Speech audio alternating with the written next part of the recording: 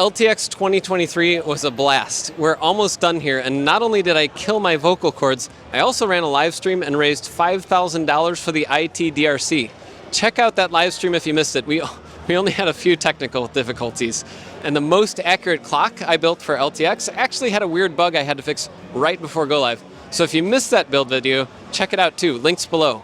But this video is just a quick overview of the LTX experience, at least my own experience. There were so many people, so many content creators, so many lights flashing in my face right now, so many LMG staff, so many volunteers. Thank you to everyone who made this thing happen. It was really fun. And I'm gonna go give my voice a rest while VoiceOver Jeff guides you through the rest. And by VoiceOver Jeff, I mean airport VoiceOver Jeff with social anxiety dialed up to the max. How do vloggers do this stuff in public? Hopefully I'll remember all the batteries, all the chargers, all the plugs, and everything else. We'll see. So my trip to Vancouver was a little bit crazy. Instead of routing through Denver, I was routed down south to Houston, then back up north to Vancouver. It added a little extra travel time, but all's well that ends well. And I noticed the airport in Houston was taking inspiration from my office build, where I'm removing all the ceiling tiles. But anyway, this was my first time ever actually going to Canada, and I thought it was funny that DirecTV's system had to reset. It seemed to take forever to acquire a DHCP address. But yeah, I went all the way down to Texas to get back up to Vancouver. Somehow that works out. I don't understand it. The YVR airport had this soothing fountain wall that went down from the escalator, which I thought was pretty neat. Not a bad feature to soothe the mind after a hectic travel day. I didn't get any more footage that night though, because I was quite tired. I went straight to bed.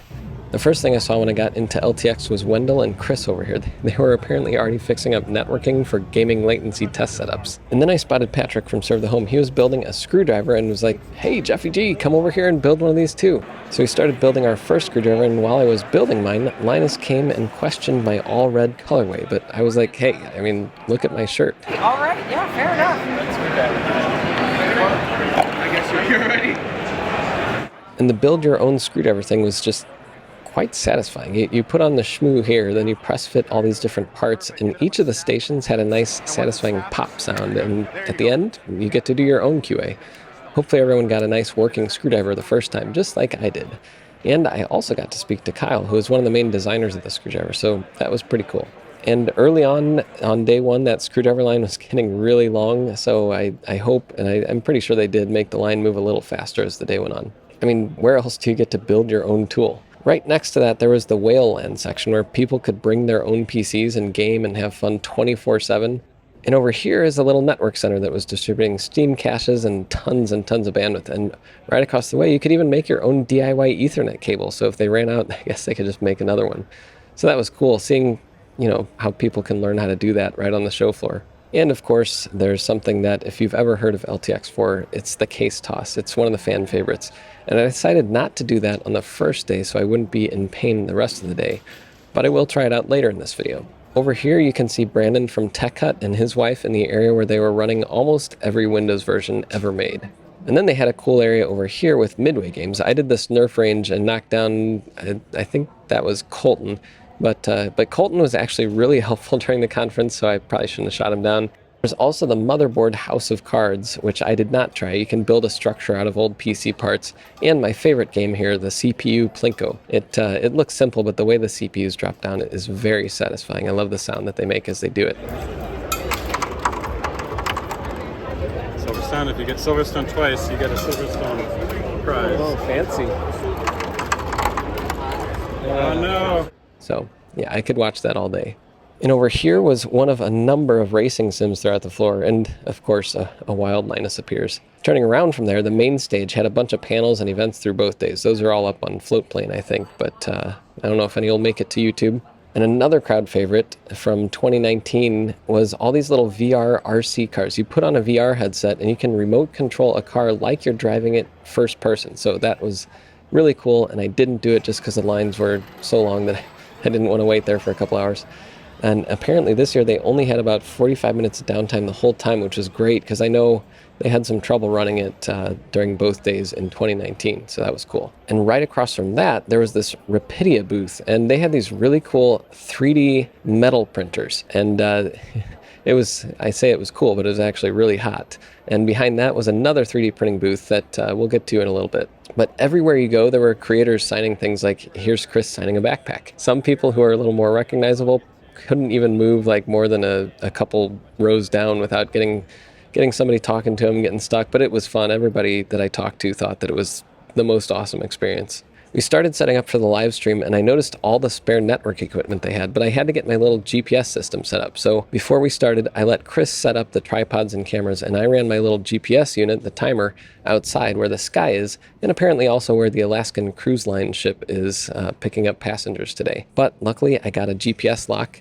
But you might have seen that the little LED on it was going crazy, doing kind of a rave. So the red light is not going off, it's staying red always.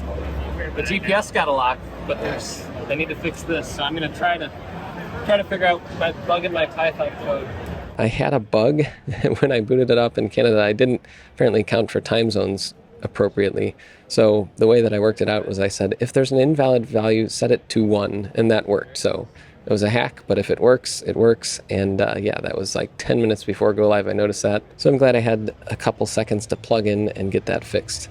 But the live stream was awesome. We raised almost $5,000. It might be even more than that now, but I'm also going to mark this video as a fundraiser. So if you see that little donate button on the side, go and donate to the ITDRC. You can learn more about them from the live stream. But after we got the live stream cleaned up, I went out on the floor again and visited the 3D printing booth because it was a little less crowded. And Prusa had this really cool multi-filament XL printer on display. That thing would be an absolute beast at the new studio, but I don't have space for it yet. I need to get the studio built, so maybe someday. I didn't film much else on day one since I was getting really tired. You know, doing that live stream really took a lot of energy out of me, but the weather in Vancouver was awesome, and it was great just to walk around, grab dinner, and then get back to the hotel. It was certainly better weather than St. Louis, where it was like 100 degrees both days. But I got back to the hotel and took everything out of my pockets, and I also I didn't even remember it, but I got one of these little custom PCB bed heater boards.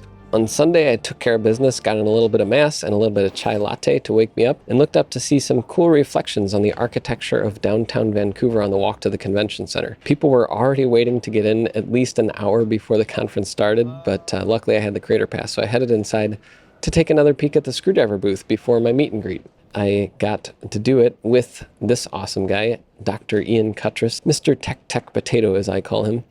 And you can see that the line next to mine was already filling up, and that was for Luke. So he had a few more people, but I did get to see a ton of awesome folks. And I think all day long, both days, I saw a ton of great meet and greets. And I think that's really the best part of the conference. It has been for me for years, any conference that I go to, seeing people. At this one, meeting other content creators was an unexpected surprise. I didn't realize how many people were coming, but also the LMG staff, all the people who came to have fun, all the people who came to visit and say hi. It was awesome. Like, this guy built some sort of haptic bionic motorized hand attachment with ESP32s, some motors, a battery pack, and I was just glad that his arm didn't get any burns on it from that thing running all day. And right after my meet and greet, I spotted Epos Fox rocking an old digital 8 camcorder. Basically, that's the one that I learned video on at home way back when. Also, I was happy to have a steady supply of Diet Pepsi, or Diete, or however you say that. And after refueling, I noticed the folks in the Whaleland area were still going strong somehow a day later. Before lunch, I walked more of the floor, and I noticed this Build PC workshop was using the same case I use for my PC at home, the venerable GT501, I think it is. It's a bit huge, but it actually is really easy to build, and that's probably why they chose it.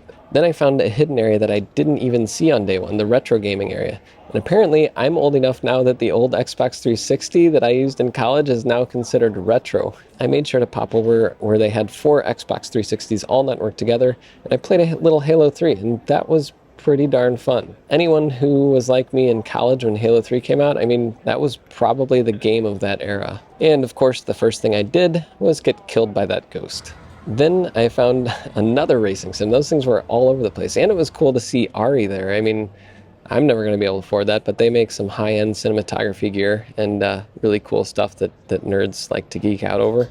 I was moderating the home lab panel in a little bit, but I decided to take a risk and do the case toss. It only hurt my arm a little bit, but I did get, I think it was like 275 centimeters, something like that. That sounds low. I don't know, maybe it was more, but I was definitely not anywhere near the top. I was down pretty average, but it was fun still, even though I have a little bit of a sore arm from it. But then we did the home lab panel, and that was really awesome. I was so glad to be able to get the home labbers together. I had emailed Linus Media Group about this a few months back because I was like, there's going to be a ton of home labbers there. We got to do something. But after that was over, things were starting to wind down a little bit. We were towards the end of the second day. And I finally spotted this duo on the floor. I had seen them earlier, but I didn't get to get a closer look. But they were carrying a working 3D printer on their back. And that was really cool. I mean, where else are you going to see something like that? So as day 2 wound down, I actually left an hour early because my social battery was drained. As an introvert, you know, you only have so much energy. But Patrick wound up driving me and the Fox over to LMG headquarters for a quick studio tour. And on the way, besides seeing some of the pretty mountains around Vancouver, I had my first ever poutine. I think I'm saying that correctly. I've heard of it before, but I never tried it. It's basically like fries, gravy, and cheese curds. And even though this was the fast food A&W variety, it still tasted pretty good. I mean, part of that was probably the fact that I hadn't really eaten anything besides a croissant and a cheeseburger all day, but after we did that, we got to the LMG offices. I finally met Sarah Dici, whose name rhymes with Peachy, and said hi. I was reminded the best part of LTX is definitely meeting all the people, especially creators like Sarah. I mean, I've watched her videos for some inspiration for studio stuff for years, so that was really cool to finally say hi. A ton of creators showed up, so we split up into a few smaller groups and went around and did some tours. What amazed me most is, I think like most YouTuber studios, space is always at a premium. On camera, it seems like there's a lot of space there, but in reality, everything is packed in pretty tight. They do a lot with a little bit of space, like this rolling battery charging cart. They also had most of their lights hanging from an overhead grids to get cables and stands out of the way. They even had this RE camera in the studio, and I'm pretty sure it'd take me like 10 minutes just to figure out how to start recording on that thing. But, you know, all of us being YouTubers, most of what we were looking at was all the lighting, the rigging, and all that kind of stuff. But there were still some fun things to spot, like this exit sign. But yeah, one of the coolest bits of kit I saw was this Blackmagic Ultimat box. LTT did a video on it, and it pulls an amazing key, a chroma key, in real time, and it makes things like virtual production and virtual sets a lot easier than they were in the past. And of course, the WAN show. I always thought it was a part of another set, but apparently it's kind of separated off in its own room now. It's back here in this little room, and it's a very small place. And this is the little control area where Dan sits. I was surprised to see this little Aphex compeller vocal processor. I mean, I've seen these things kicking around in radio studios for decades now. But I mean, if once you find an audio chain you like, by all means, keep running that thing forever until the thing dies. And I did, of course, ring this bell because, you know, I do consider myself a connoisseur of dad jokes. Right next to the WAN show set is this pile of old Storinators and other giant rack mount servers that once were. I don't know if they're getting redeployed or not, but yeah, I mean, how many people have piles like that in their YouTube studios? After the tour was over, we drove back to downtown Vancouver, back to our hotels, and I got to talk to Joe from TheoJoe a bit. It was just all around a great time in Vancouver. And that's all because the social anxiety from recording this in an airport is setting in now, so hopefully we'll do it all again next year. See ya.